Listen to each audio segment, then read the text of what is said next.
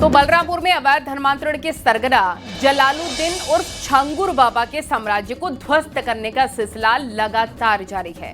मंगलवार से शुरू हुई बुलडोजर कार्रवाई आज भी जोरों पर रही और इस बीच मुख्यमंत्री योगी आदित्यनाथ ने सख्त बयान देते हुए छंगुर बाबा को राष्ट्र विरोधी करार दिया और कड़ी कार्रवाई का ऐलान किया। इतना ही नहीं, ईडी ने भी मनी लॉन्ड्रिंग केस में छंगुर के खिलाफ एफआईआर दर्ज कर शिकंजा कसना शुरू कर दिया है। इसी पर आपको एक रिपोर्ट दिखाते हैं।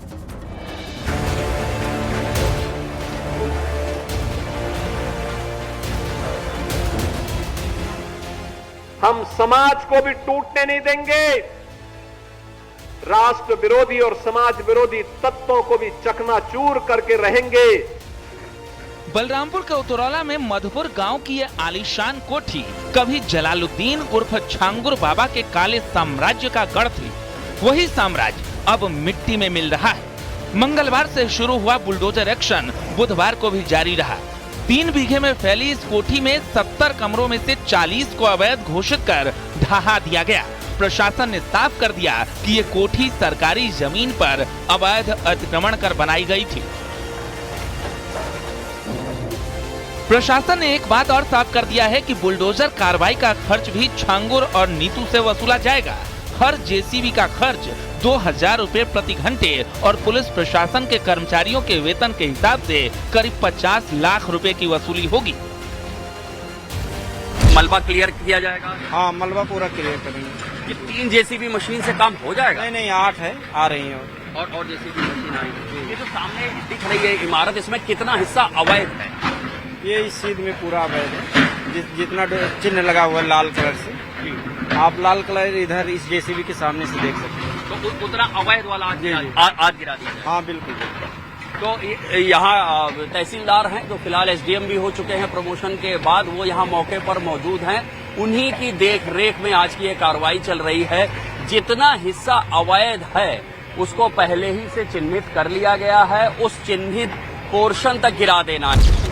इधर सीएम योगी ने इस मामले में जीरो टॉलरेंस की नीति अपनाते हुए सख्त बयान दिया है और कहा कि बलरामपुर में एक जल्लाद को गिरफ्तार किया गया है जो हिंदू बहन बेटियों की इज्जत से खिलवाड़ करता था। समाज विरोधी और राष्ट्र विरोधी कार्रवाई में लिप्त तत्वों के खिलाफ कैसे कार्रवाई हो रही है। कल बलरामपुर में आपने देखा होगा, एक जल्लाद को हम लोगों ने वहां पे भी गिरफ्तार किया है। कैसे वहां हिंदू बहन बेटियों के इज्जत के साथ खिलवाड़ करता था, पैसे में सौदेबाजी करता था। लेकिन अब ऐसे तत्वों के साथ सख्ती की जा रही है। हम समाज को भी टूटने नहीं देंगे, राष्ट्र विरोधी और समाज विरोधी तत्वों को भी चकनाचूर करके रहेंगे। छंगुर बाबा की मुश्किलें यही खत्म नहीं हुई। ईडी ने मंगलवार देर शाम मनी लॉन्ड्रिंग के तहत एफआईआर दर्ज की। ईडी अब विदेशी फंडिंग और मनी ट्रेल की गहन जांच करेगी। सूत्रों के मुताबिक छंगुर के 24 भारतीय और 6 विदेशी बैंक खातों में 100 करोड़ से ज्यादा का लेन देन हुआ है। इसके अलावा अगर बात करें इस 1 एकड़ की अवैध मकान के अलावा भी तमाम ऐसे प्रॉपर्टीज हैं जलालुद्दीन उर्फ छंगुर बाबा के, जो कि एजेंसी के रडार पर है, यानी एटीएस के रडार पर है। ईडी की भी एंट्री हो गई है। तो हो सकता है कि और भी धर्मांतरण मामले पर बुलडोजर योगी सरकार का चले। छंगुर बाबा के खिलाफ योगी सरकार का ये सख्त एक्शन और ईडी की जांच अवैध धर्मांतरण के रैकेट को जड़ से उखाड़ने की दिशा में बड़ा कदम है। समाज और राष्ट्र के खिलाफ साजिश रचने वालों को साफ संदेश है कि उत्तर प्रदेश में कानून का राज है। Bureau report, news 18।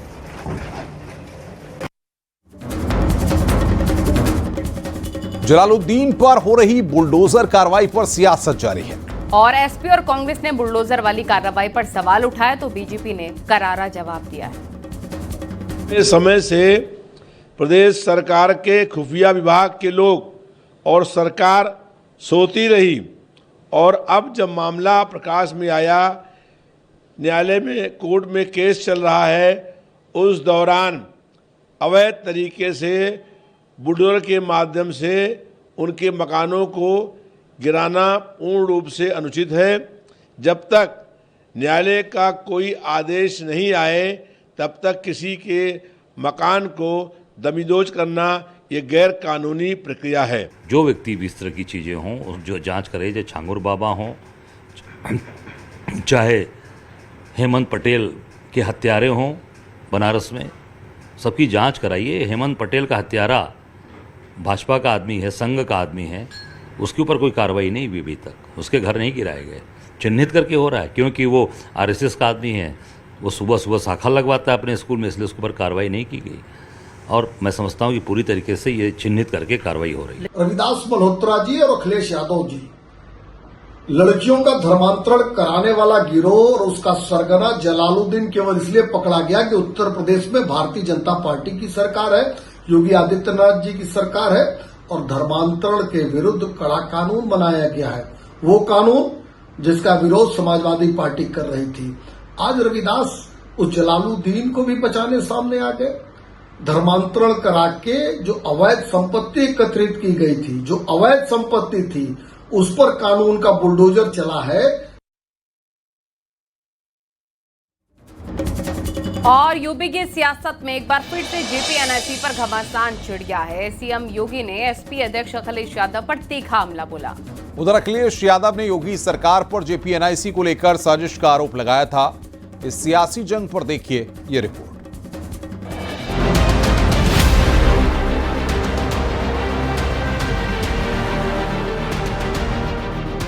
लखनऊ का जयप्रकाश नारायण अंतर्राष्ट्रीय केंद्र यानी जेपीएनआईसी एक बार फिर सियासत के केंद्र में है। योगी सरकार ने हाल ही में जेपीएनआईसी को लखनऊ विकास प्राधिकरण को सौंपने का बड़ा फैसला लिया और अब सीएम योगी ने जेपीएनआईसी को लेकर अखिलेश यादव पर तीखा हमला बोला है। उन्होंने कहा है कि लूट करने वाले आज उपदेश दे रहे हैं। ये वही लोग हैं जो उपदेश दे रहे हैं। लखनऊ में है एक JPNIC, Jayaprakash Narayan international centre, JP, गांधीवादी विचारधारा के लिए जाने जाते थे। देश के अंदर मूल्यपरक राजनीति के लिए जाने जाते थे। राजनीति में जिन्होंने मूल्य और आदर्शों को स्थापित करने की वकालत की, परिवारवाद की मुखालफत की, उस जेपी के नाम पर, जिन्होंने सर्वोदय के नाम पर समाज को जोड़ने का काम किया था, इन लोगों ने ऐसे सर्वे जयप्रकाश जी को भी बदनाम करने का काम समाजवादी पार्टी ने किया। याद करिए, जेपीएनआईसी सेंटर जो बनना था लखनऊ में, इसकी लागत थी मात्र 200 करोड़ और 2017 मार्च तक 860 करोड़ खर्च हो गया और अभी तक पूरा नहीं हो पाया था। सीबीआई जांच चल रही है और इसीलिए बबुआ इस बात को लेकर बौखला गए हैं। आपको बता दें कि समाजवादी पार्टी के अध्यक्ष अखिलेश यादव ने योगी सरकार पर पलटवार करते हुए जेपीएनआईसी को बेचने की साजिश का आरोप लगाया था। मैं एक बार फिर दोहराता हूं आपके सामने कि अगर बेचना ही है तो हम समाजवादी लोग लेने के लिए तैयार हैं। जेपीएनआईसी एसपी सरकार में अखिलेश यादव का ड्रीम प्रोजेक्ट था। 2013 में यह प्रोजेक्ट शुरू हुआ, लेकिन 2017 में योगी सरकार के सत्ता में आने के बाद भ्रष्टाचार के आरोपों के चलते इसकी निर्माण प्रक्रिया रुक गई और अब यह प्रोजेक्ट सियासत का केंद्र बन गया है। Bureau report, news 18।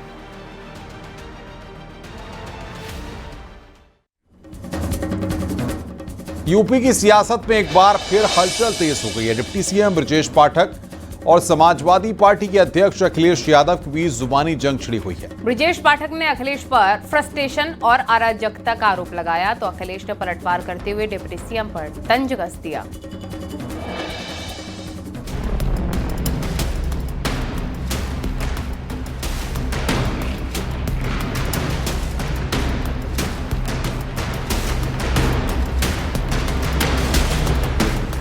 यूपी की सियासत में वार पलटवार का दौर थमने का नाम नहीं ले रहा। डिप्टी सीएम ब्रजेश पाठक ने समाजवादी पार्टी के मुखिया अखिलेश यादव पर तीखा हमला बोला। लखनऊ में एक कार्यक्रम के दौरान पाठक ने कहा कि अखिलेश यादव तनाव और हताशा में हैं। उन्होंने आरोप लगाया कि सपा सरकार के दौर में दंगे, हत्या, लूट और अराजकता चरम पर थी। ब्रजेश पाठक ने दावा किया कि सपा ने बेईमानी और अत्याचार का रिकॉर्ड बनाया, जहां तक कि पुलिस अधिकारी भी सपा के गुंडों के हाथों पिटते थे।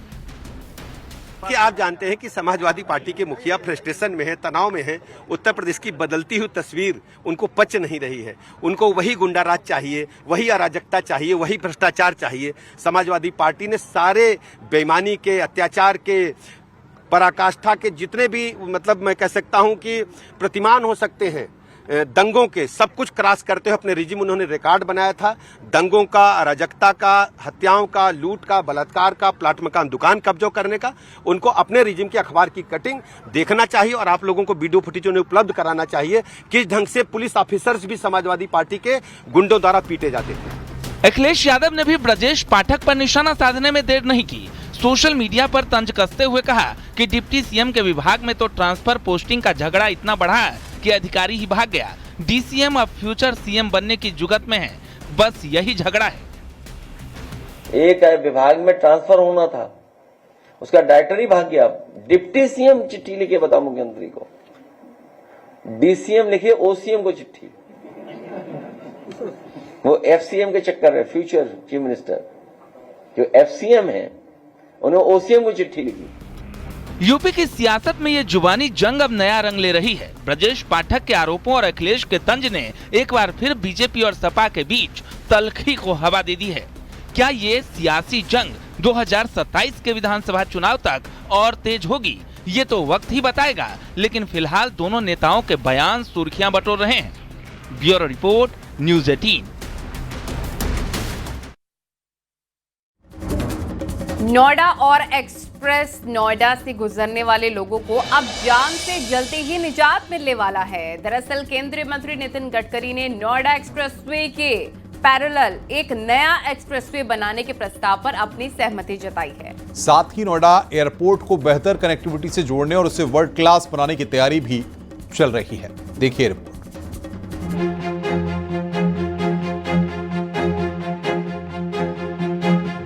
नोएडा एक्सप्रेसवे से हैवी ट्रैफिक को कम करने के लिए एक नया एक्सप्रेसवे बनाने की प्लानिंग की जा रही है। केंद्रीय सड़क परिवहन मंत्री नितिन गडकरी ने कहा कि नोएडा एक्सप्रेसवे के पैरेलल ऑप्शनल एक्सप्रेसवे बनाने पर गंभीरता से विचार किया जा रहा है। ये एक्सप्रेसवे कालिंदी कुंज से सेक्टर 94 पुस्ता रोड होते हुए यमुना एक्सप्रेसवे से कनेक्ट होगा। 27 किलोमीटर का नया एक्सप्रेसवे बनेगा, जिसके लिए सांसद महेश शर्मा ने नितिन गडकरी के सामने प्रस्ताव रखा था, जिस पर गडकरी ने सहमति जता दी है। एनएचआई के जितने रोड बन रहे हैं, अभी 1,20,000 करोड़ रुपए के काम हम दिल्ली एनसीआर में और दिल्ली में कर रहे हैं। 60,000 करोड़ के काम हमने पूरे किए और आज महेश जी ने बताया जो जो सुझाव दिए उसका भी हम गंभीरता से विचार करेंगे। हमारे पास पैसे की कोई कमी नहीं है। 40-50 हजार करोड़ तो हम यूं लगा देंगे। नोएडा ग्रेटर नोएडा एक्सप्रेसवे पर रोजाना 5 लाख से ज्यादा गाड़ियां गुजरते हैं, जिससे रोजाना पीक आवर्स में जाम लगता है। खास तौर पर सेक्टर 15 फिल्म सिटी कट और महामाया फ्लाईओवर के पास जाम की स्थिति रहती है। अब नया एक्सप्रेसवे बनने से लोगों को जाम से राहत मिलेगी। इसके साथ ही एनएचएआई दिल्ली एनसीआर में 1,20,000 करोड़ की लागत के प्रोजेक्ट पर काम कर रही है, जिसमें 60,000 करोड़ के प्रोजेक्ट अब तक पूरे हो चुके हैं।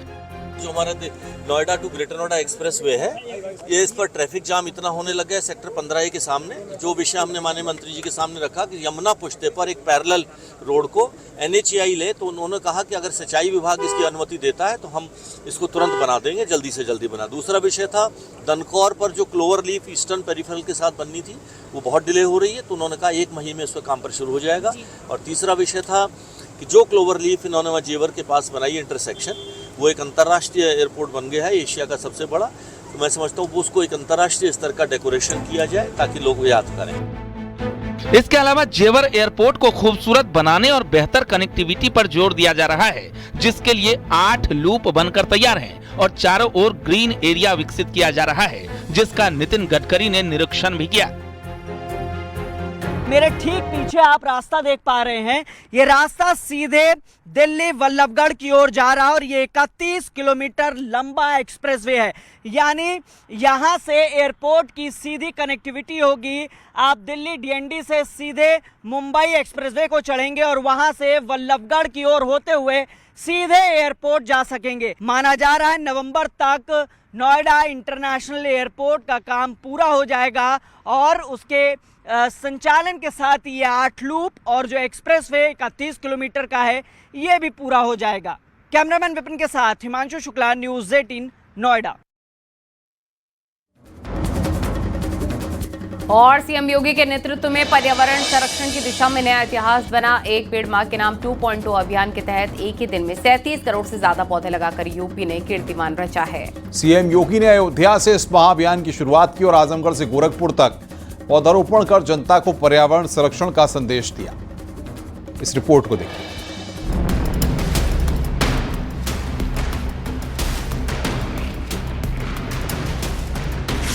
यूपी में सीएम योगी के नेतृत्व में एक पेड़ मां के नाम 2.0 थीम पर आज नया कीर्तिमान रचा गया। एक दिन में 37 करोड़ से ज्यादा पौधारोपण हुआ।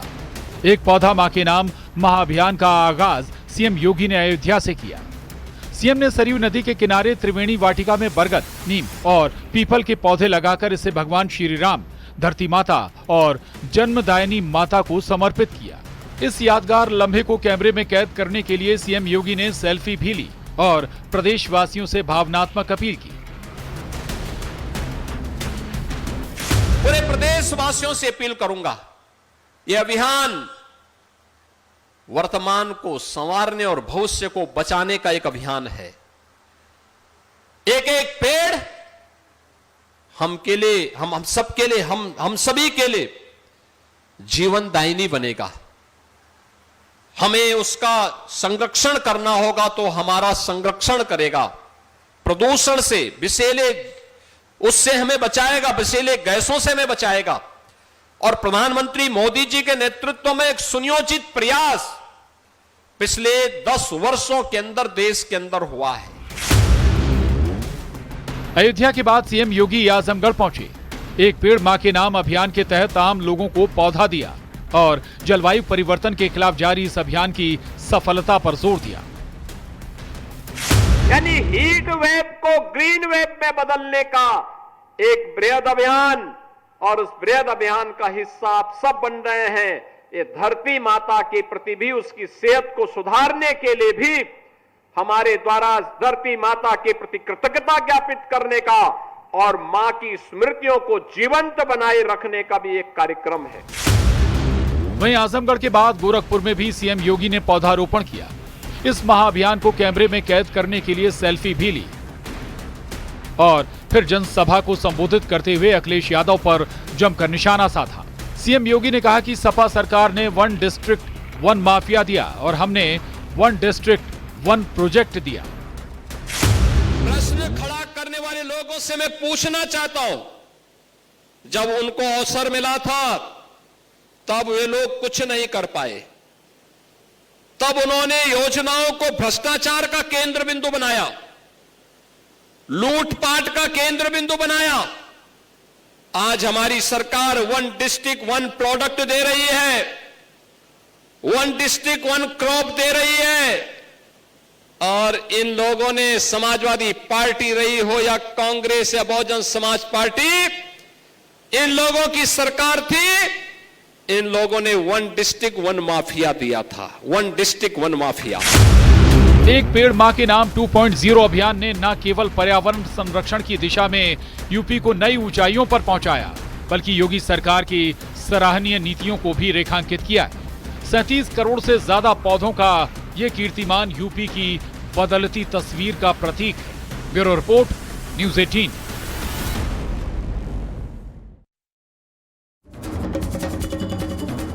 उत्तर प्रदेश के आबकारी विभाग ने पहली बार इन्वेस्टर समिट का आयोजन किया है। लखनऊ में हुए इस समिट में 200 से अधिक कंपनियों ने हिस्सा लिया और करीब 5000 करोड़ रुपए के निवेश समझौतों पर हस्ताक्षर हुए। आबकारी मंत्री नितिन अग्रवाल ने इस मौके पर कहा कि योगी सरकार के नेतृत्व में यूपी निवेशकों का पसंदीदा गंतव्य बन गया है।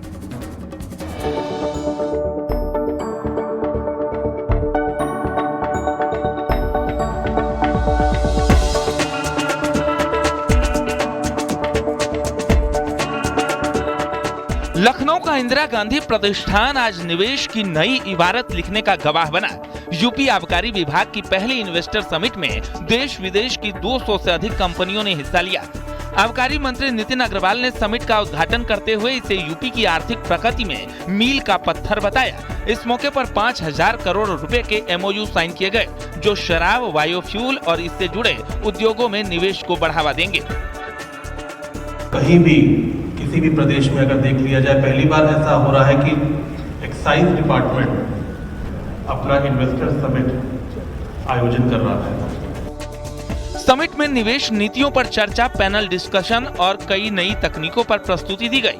आबकारी विभाग ने अब तक 40,000 करोड़ रुपए के निवेश समझौते किए हैं, जिनमें से 8,000 करोड़ की परियोजनाएं जमीन पर उतर चुकी हैं। बाकी परियोजनाओं को गति देने के लिए विभाग तेजी से काम कर रहा है। उत्तर प्रदेश 8 वर्ष पहले जिस प्रदेश को देश का क्राइम कैपिटल के रूप में जिसकी पहचान थी, जिसको जाना, जिसने अपनी पहचान बनाई, जहां निवेशक निवेश करना तो दूर बल्कि उत्तर प्रदेश में आने से भी घबराते थे, आज 8 वर्ष की माननीय योगी जी की सरकार में, योगी जी के नेतृत्व में ये पूरा परिदृश्य बदला उत्तर प्रदेश का, उत्तर प्रदेश की छवि बदली। यूपी आबकारी विभाग की ये पहली इन्वेस्टर समिट न केवल निवेश की नई संभावनाओं को खोल रही है, बल्कि योगी सरकार की आर्थिक नीतियों को भी मजबूती दे रही है। 5,000 करोड़ के MOU और 40,000 करोड़ के निवेश समझौतों के साथ यूपी निवेश का नया हब बन रहा है। Bureau report, news 18। और यहाँ वक्त हो गया एक छोटे से ब्रेक का। खबरों का सिलसिला लगातार जारी।